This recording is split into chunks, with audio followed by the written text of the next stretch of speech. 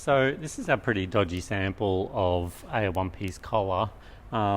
This used to be a pre-cut class exercise, but we don't do it anymore. They did have this collar on it, so it means I can show you the collar and then show you how to construct a one-piece collar. So you'll see here, this is actually, we call it a one-piece collar. Can be called a convertible collar as well, because there's the potential, to have a little loop here, and then you put a button under it, so you can then button the neckline up to this, but it converts to an open neckline if you want it to. And I think in menswear now they're calling this collar a resort collar.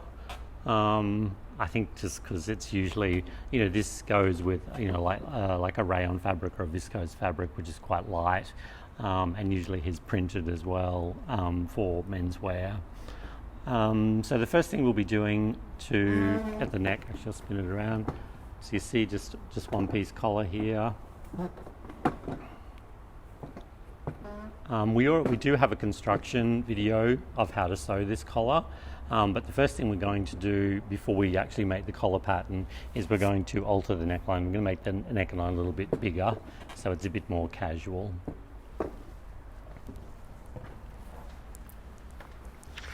Okay, so I'm using the dartless block here, and I'm just going to do it down to the waist.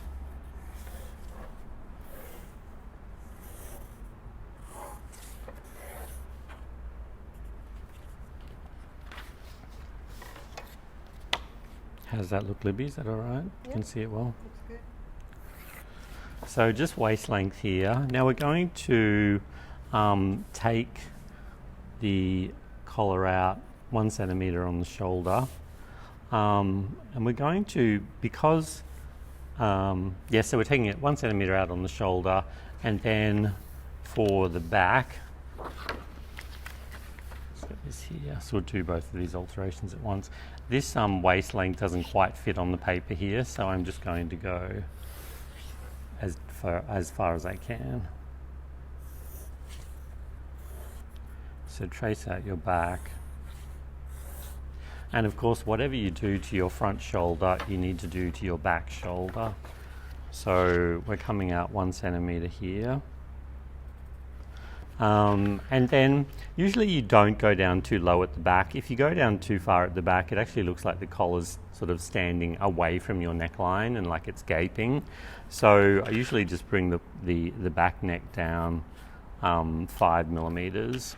And then remember too, once you've drawn those guide points in, you can actually use the neckline as a bit of a guide as well, and use that to draw your new neckline in.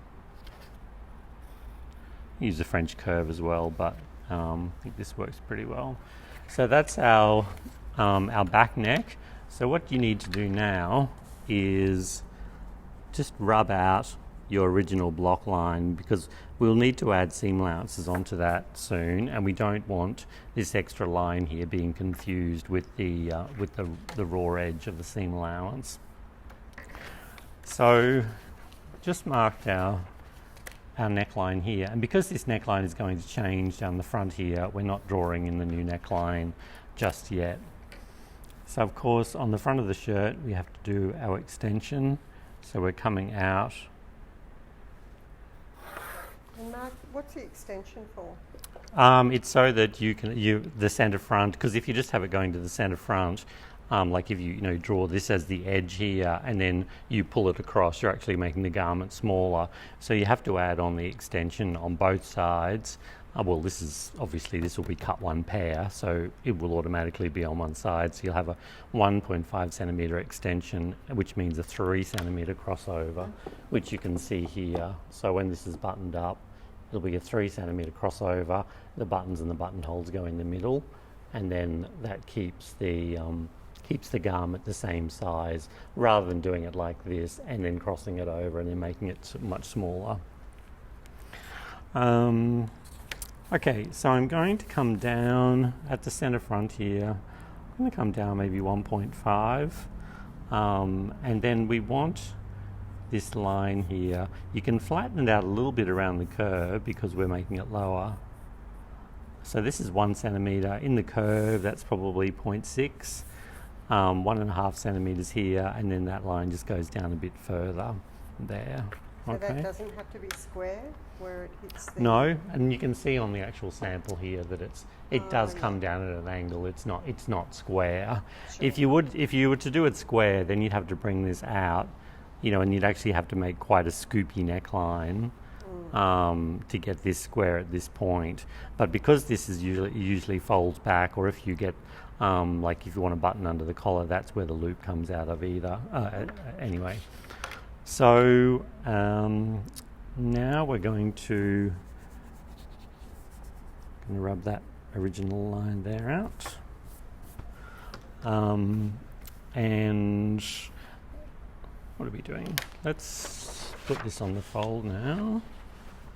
So that extension line there is going to be our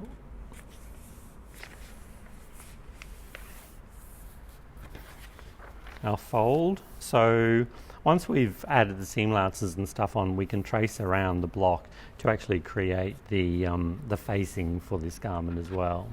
Remember, this doesn't have any seam allowances on at the moment. What I want to do now is I'm going to put in where the where the collar actually stops at the centre front, and I'm not going to have it stopping right on the centre front there. I'm going to put it back just like 0.5 centimetre.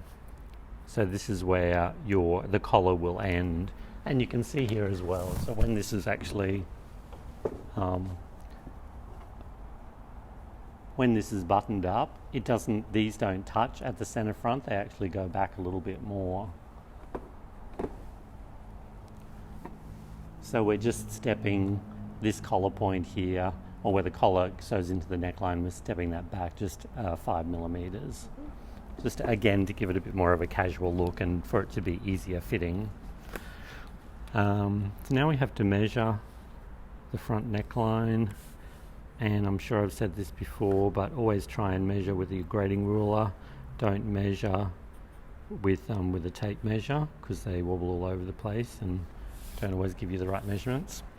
So our front neckline down to the point where the collar gets sewn in is 11.8, and our back neckline, and always a good idea too when you've got the measurement to actually write the measurement on your pattern too. So that's 8.4 for our back neck. Okay, so now we're going to got those two measurements, so we can start working on the collar. So for the collar, we might just see, I think this might fit on the paper. So we'll try and get the center line right in the middle here. So 21. So I've drawn a straight line. I found the center of the length. This is going to be our center back here. Actually, we'll see how we go. I might have to stick a little bit of extra paper on here. So from the center front to the shoulder is 8.4. So center back. Yep, thanks, Libby. Center back to the shoulder is 8.4. So center back along to the shoulder is 8.4, and we put a mark there. And then our front collar is going to be 11.8. So 11.8 goes really quite close, but there won't be enough room for the seam allowance there, so we will have to just add a little bit on. Yep. And don't get paranoid about sticking bits of paper onto your while you're pattern making. Like, it's not the end of the world. And once you've got a pattern and you're happy with the fit, you're happy with the pattern to be able to use it again. If you've got some sticky tape on there, if you've got some joins in the paper, it's not really going to make much difference at all. It's more important that your patterns are accurate, more so than immaculate. So yeah, don't get paranoid about bits of sticky tape on patterns. Okay, so let's just see, we'll actually take a measurement off here since we've got this as a reference. So our back neck length is 8 centimeters. And then, actually what we might do for this, like I said, because we've got the reference, so we can copy it exactly. But this is something you decide, isn't it, as a designer? how big you want Yeah, the collar to be. exactly. I'm just showing you the process. So, oh, and actually, Just average. so this is the centre back height that we've got there, and shoulder. So shoulder, this isn't the centre front, this is 0.5 back from the centre front, but at that point we have to just go up. We'll go up 1.5, and then we'll just give that a nice curve so that it curves back into nothing at the shoulder there. So we don't want any corners, we don't want you going down to here and then across. It's a really nice curve that flows across there. So that's something, if you've got a French curve, like a big French curve, and the ones that we have on the tables here, generally you could use that as well as a guide rather than trying to do it by eye. Okay, so you can see how this collar, how the actual collar curves up here. So what I'm going to do is I'm going to sit that neckline on top of the,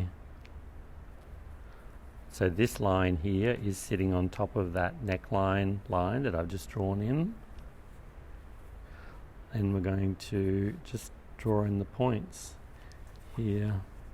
That's a clever way of doing it, because if the students have got a shirt that they particularly like the collar, they could do this to help them figure out these angles, because it's not always easy to figure out what angle you need on your collar, is it? No, exactly right. And actually this here, I wanted to join back in it, this on the It needs to be square at shoulder. centre back. So yeah, square at the centre back, because the centre back is the fold. And then we're just going to actually go down So it's got a little bit of shape in it. a little bit further. So it goes up slightly towards the point there. And you can see, so now we've got half our collar. So what we do now is add our seam allowance.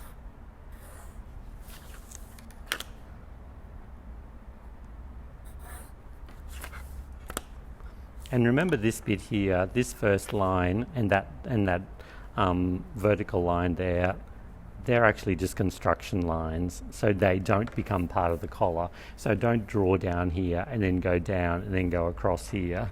You're actually using, like, this is the neckline of the collar now, that slight curve up. And what that does, that curve, is that it makes the collar sit closer into the neck. Okay, so there's our half one there. So what we need to do now is make sure that your paper is actually wide enough, and you'll cut along here. So cut along the outside line. You'll fold it on the centre back, fold it, trace around this side, and then cut out that side and put in your shoulder notch there, and that'll be your shoulder pattern. And then you'll write on there.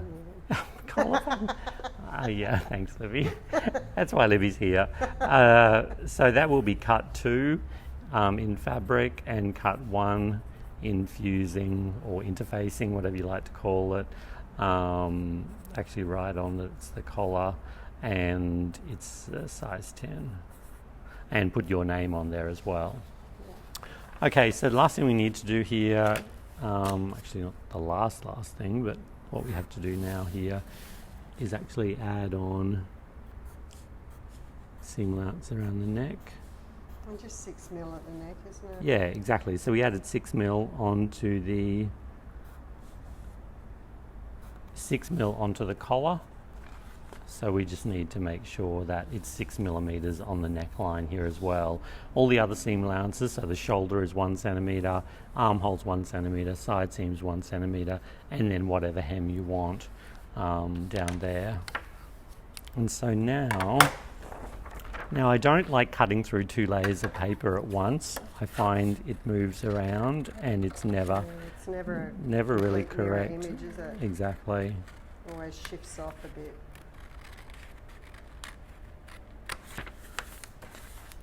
I know I don't have my armhole and side seam allowances, but I have my shoulder. Just the relevant ones for the collar, really. Yeah, yep. And so now we've got that layer underneath, and we'll just draw around the neckline and then out into the shoulder there.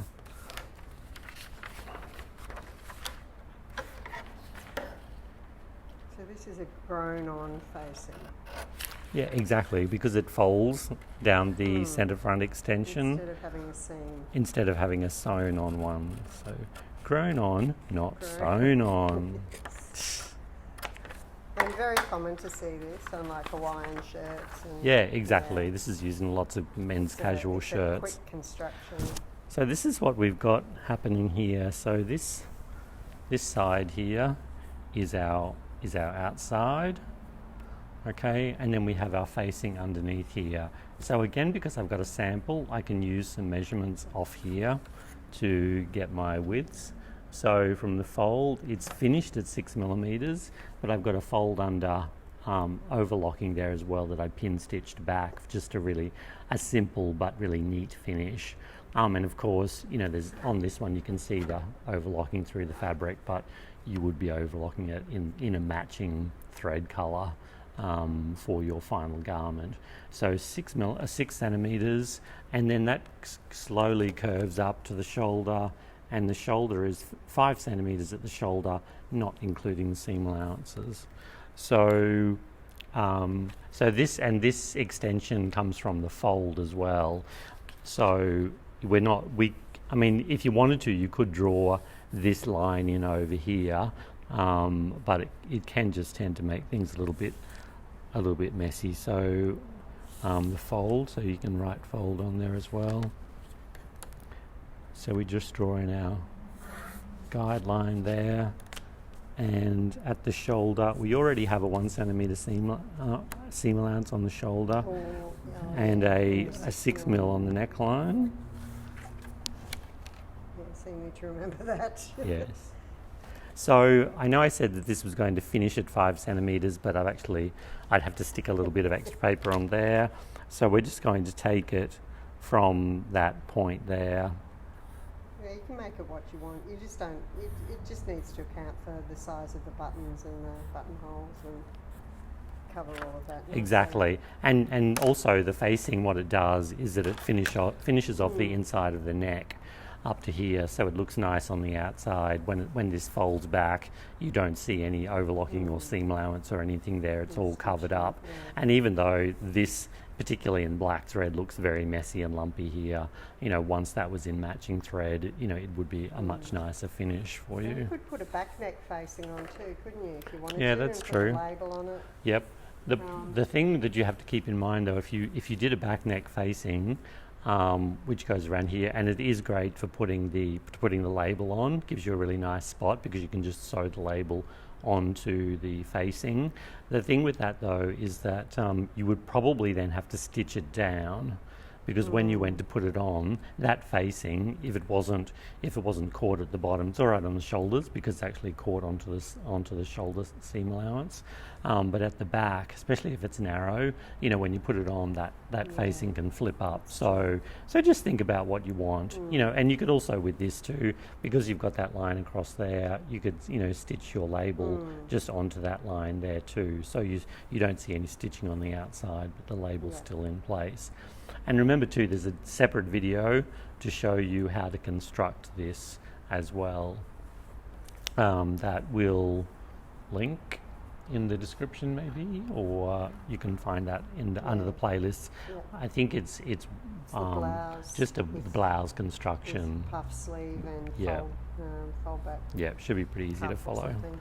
Yeah. So I've used as much width as I can up here because of my paper. I should have stuck a little bit on, but more on I didn't.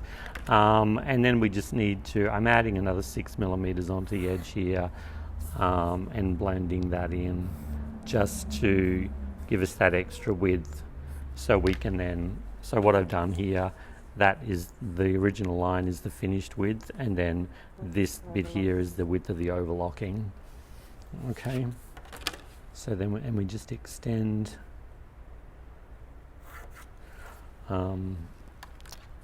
our line over to the edge of the facing, and you can draw in your 6 millimeter seam allowance here.